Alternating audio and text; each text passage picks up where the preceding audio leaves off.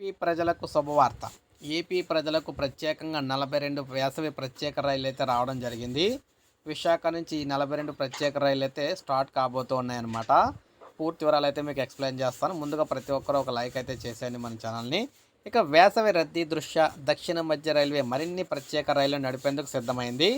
విశాఖ, బెంగుళూరు, అదేవిధంగా విశాఖపట్నం, తిరుపతి, విశాఖపట్నం, కర్నూలు సిటీ మధ్య మొత్తం 42 వేసవి వీక్లీ ప్రత్యేక రైళ్లను నడపనుంది.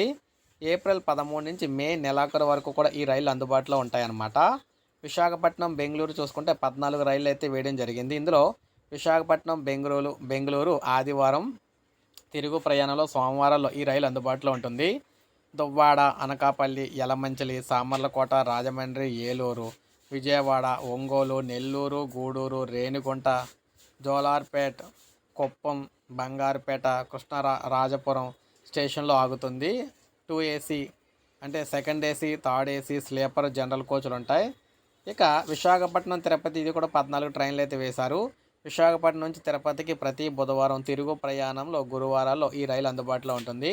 దువ్వాడ, అనకాపల్లి, యలమంచిలి, అన్నవరం, సామర్లకోట, రాజమండ్రి, నిడదవోలు, తణుకు, భీమవరం టౌన్, కైకలూరు, గుడివాడ, విజయవాడ, తెనాలి, చీరాల, ఒంగోలు, నెల్లూరు, గూడూరు, శ్రీకాళహస్తి, రేణిగుంట స్టేషన్లో ఆగుతుంది. Second AC, third AC, general కోచ్లు కూడా ఉంటాయన్నమాట ఇందులోని. ఇక నెక్స్ట్ చూసుకుంటే విశాఖ, కర్నూలు సిటీ అనమాట.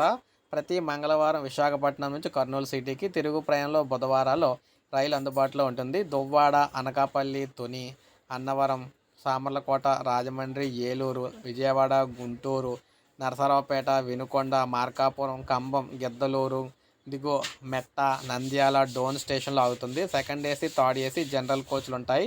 ఈ రైలు తేదీల వివరాలు వెల్లడయ్యాయి, కానీ ఏ సమయానికి బయలుదేరుతాయనే వివరాలు అయితే ఇంకా రాలేదన్నమాట.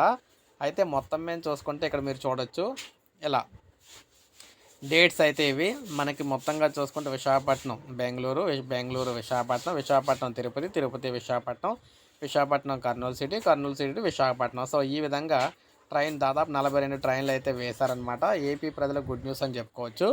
సో ఒక లైక్ చేయండి, సబ్స్క్రైబ్ చేసుకోవద్దు, మన ఛానల్ సబ్స్క్రైబ్ చేసుకొని ఫాలో అవుతాం.